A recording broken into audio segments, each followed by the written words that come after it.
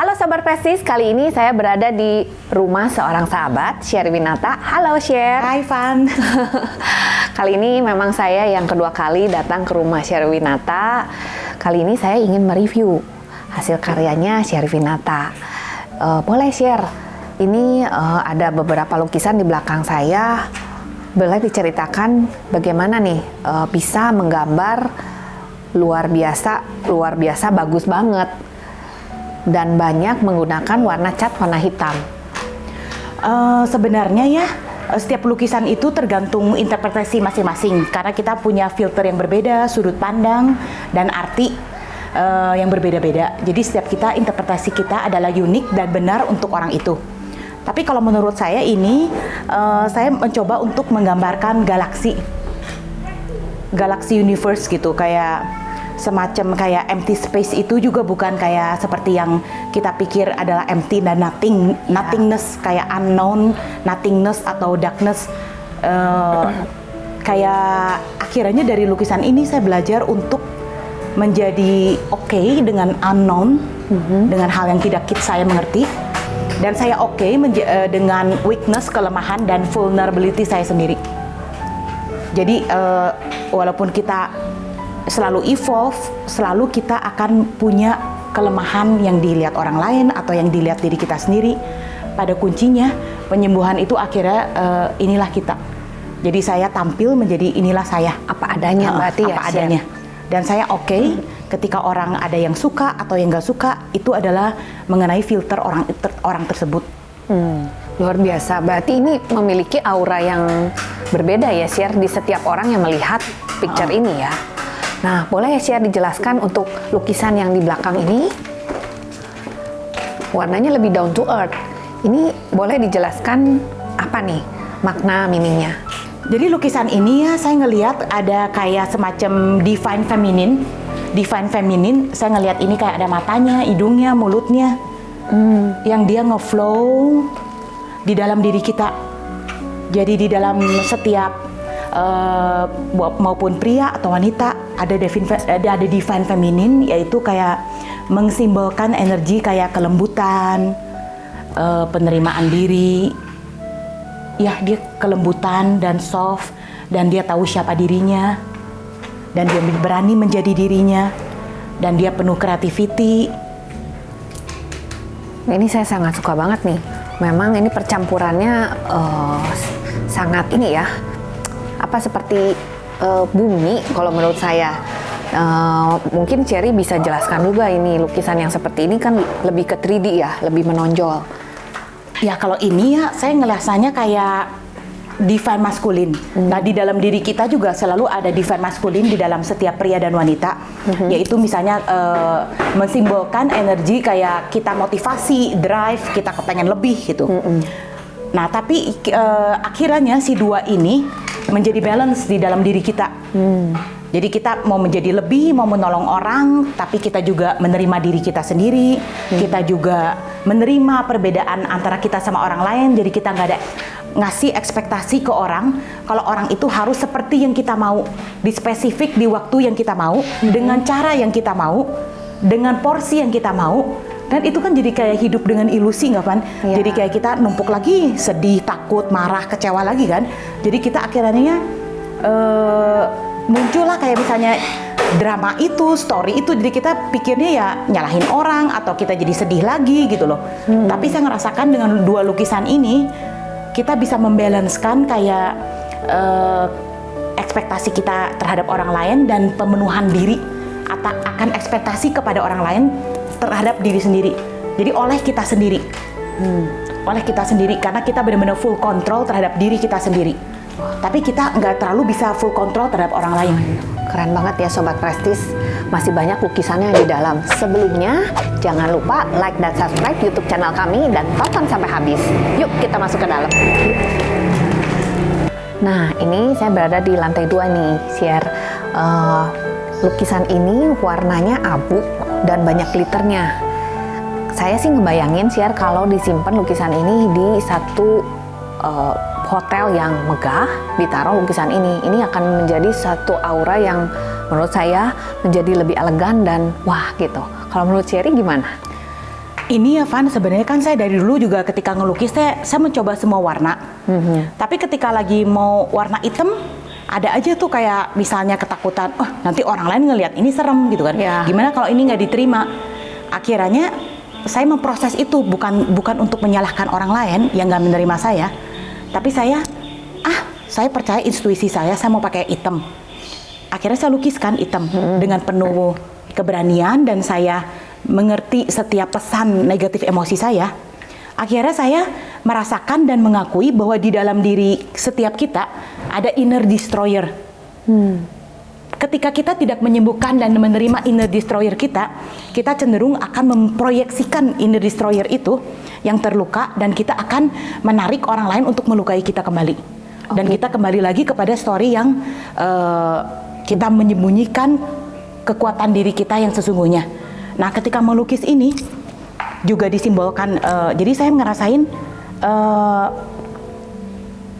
saya percaya setiap dari kita, setiap manusia itu punya kesatuan semua yang benar-benar menyamakan setiap manusia, yaitu adalah negatif emosi, yaitu adalah kesedihan, luka hati, our pain, our wound. Nah, ketika saya bisa mengakui, memaafkan inner destroyer saya menyembuhkan luka saya karena saya mengambil 100% tanggung jawab kalau saya adalah yang penyebabnya dan saya bisa mengubah. Kalau kita tidak pernah mengambil tanggung jawab bahwa dan kita tetap menyalahkan orang lain, kita tetap kan jadi ngasih kontrol powernya ke orang lain. Sedangkan ngerubah orang lain kita juga nggak terlalu bisa punya full control. Jadi saya dari lukisan ini saya mengambil 100% full tanggung jawab. Hidup saya begini adalah karena saya sendiri. Saya yang menciptakan, saya yang co-create hidup saya sendiri. Nah, ketika saya bisa berdamai dengan inner destroyer saya dan saya oke dengan membawa itu di dalam diri saya akan stop memproyeksikan lagi keluar. Dan saya stop lagi untuk misalnya menyalahkan orang luar. Atau juga saya stop lagi untuk tidak melihat kekuatan jati diri saya yang sebenarnya. Luar biasa. Aku sangat amazed banget ya dengan penjelasan dari Sherwinata. Saya jadi lebih mindfulness gitu dari picture-picture ini. Dan picture-picture ini bayangin kalau ada di rumah kalian, itu akan menjadi satu meaning yang berbeda ya, Sher. Nah, kalau ini Sher gimana, Sher? Warna merah, terus ada tiba-tiba warna Tosca. Nah, setiap lukisan itu ya, kalau kita lihat dari tampak depan dengan jarak, atau kita zoom pakai kamera kita lihat sampai titik-titik dalam-dalamnya gitu kan. Saya tuh jadi mulai menghargai setiap hal kecil, grateful akan konten setiap hal kecil sampai ke hal besar. Jadi bukan ngelihat orang dari mikro kesalahan gitu kan, atau mau kontrol orang dengan mikro semua tapi kita menghargai dari hal yang kecil, yang simple. Menghargai hidup, menghargai diri sendiri, menghargai orang lain, dan bahkan juga menghargai perbedaan, di mana orang itu tidak seperti yang kita mau, di mana orang itu nggak akan pernah ngasih apa yang kita pengen. Tuh. Tapi itu adalah cermin yang bagus banget, Pan. Ya. Ternyata kekecewaan itu yang terhadap orang itu nggak pernah ngasih yang kita mau, itu adalah satu truth. Artinya kita harus kasih diri kita sendiri terhadap apa yang kita expect dari orang itu kasih ke kita. Jadi saya akhirnya berterima kasih kepada semua orang-orang gitu kan yang menjadi cermin bagi hidup saya, yang memproyeksikan, karena saya akhirnya sadar saya yang membawa itu semua di dalam. Ya, kekuatan sesungguhnya itu datang ketika kita benar-benar bisa menerima diri kita, termasuk menerima kelemahan kita. Dan kita benar-benar mengerti diri kita sendiri, dan kita bisa menerima dan mencintai diri kita sendiri tanpa syarat dan tanpa kondisi. Nah, Sher, kalau untuk lukisan ini yang banyak warnanya bercampur-campur ya. Ini tiba-tiba ada warna kuning, emas. Ini maksudnya gimana, Sher?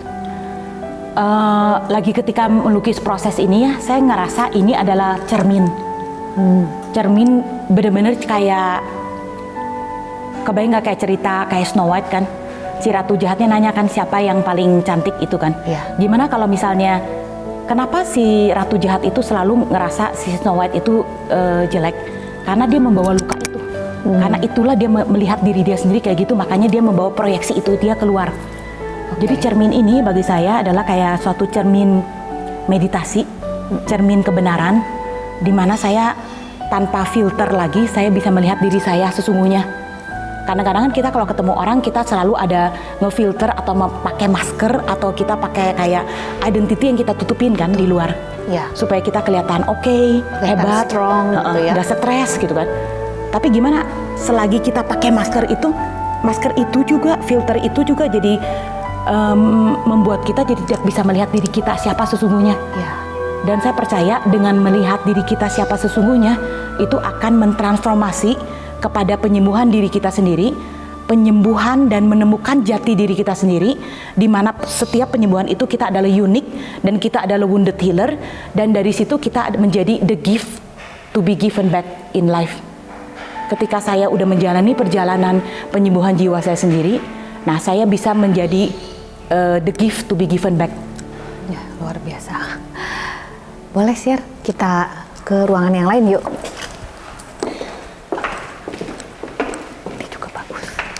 Bagus. Nah, ini warnanya merah menyala, Sher. Boleh dijelaskan ini gambar apa nih yang ingin diceritakan oleh Sherry? Nah, ketika saya melukis ini ya, Van, ini lukisan tuh kayak sebenarnya udah ditumpuk-tumpuk gitu ya. Karena saya kepengen perfect. Coba pengen bulat, ini tuh bener-bener bulat, sempurna. Ngelihat ini, ada yang salah, ada yang kurang, ada yang bolong. Udah gitu tumpuk lagi, coba lagi. Nah, ketika saya aware atas suara-suara inner dialog saya, ketika saya melukis, saya kepengen perfect, tapi setelah saya coba, saya tahu saya nggak pernah bisa perfect. Dan ketika saya proses untuk saya menjadi perfect, saya udah menghancurkan yang lain kan. Ketika saya mau ngebikin ini dibuletin, saya udah ngancurin yang lain juga gitu loh. Betul. Jadi akhirnya saya ngerasa dua kata yang dualisme kayak perfection and destroyer, itu tuh selalu berjalan seiringan. Tapi kita selalu kan mikirnya yang negatif jelek, destroyer jelek, kita mau perfect gitu kan. Iya. Tapi setelah lagi ngelukis ini, saya akhirnya sadar, oh perfection and destroyer selalu ada di dalam diri saya. Dan ketika saya mau jadi perfect, iya kan, kalau kita mau nge-perfectin sistem, mau nge-perfectin sesuatu, kita kan harus nge-destroy yang old system. Betul.